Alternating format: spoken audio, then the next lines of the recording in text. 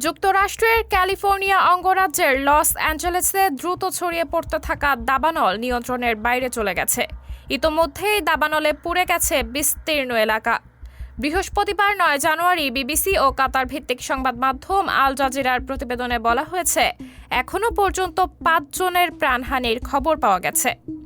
BBC বলছে, দাবানলে ১,০০০-এর বেশি বাড়ি পুড়ে গেছে। পাসাদেনা শহরের কাছে ইটন কাউন্টিতে ছড়িয়ে পড়া দাবানলের কারণে ১ লাখের বেশি লোককে সরিয়ে নেওয়া হয়েছে।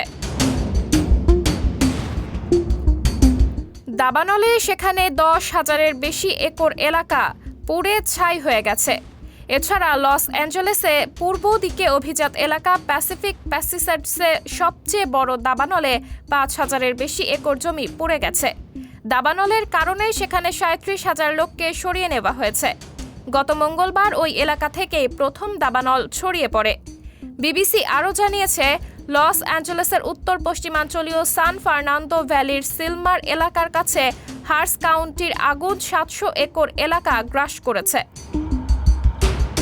সেখানে সরিয়ে নেওয়া হয়েছে ৩,০০০ মানুষকে। এছাড়া উডলির দাবানলে পুড়ে গেছে ৭৫ একর এলাকা। দাবানলকে কেন্দ্র করে লস অ্যাঞ্জেলেসে জরুরি অবস্থা ঘোষণা করা হয়েছে। এএফপির প্রতিবেদনে বলা হয়েছে, দাবানল নিয়ন্ত্রণের চেষ্টায় ফায়ার সার্ভিসের শত শত কর্মী কাজ করছেন। কেউ স্থলভাগ থেকে, আবার কেউ উড়োজাহাজ থেকে আগুন নেভানোর চেষ্টা করছেন। হোয়াইট হাউসের পক্ষ থেকে বলা হয়েছে, মার্কিন প্রেসিডেন্ট জো বাইডেনকে ইতোমধ্যেই দাবানল সম্পর্কিত তথ্য জানানো হয়েছে। এ ব্যাপারে কেন্দ্রীয়ভাবে সহযোগিতা করার জন্য বাইডেনের দল স্থানীয় কর্মকর্তাদের সঙ্গে যোগাযোগ রেখেছেন। সাবরিনা জলিল, সবার কথা।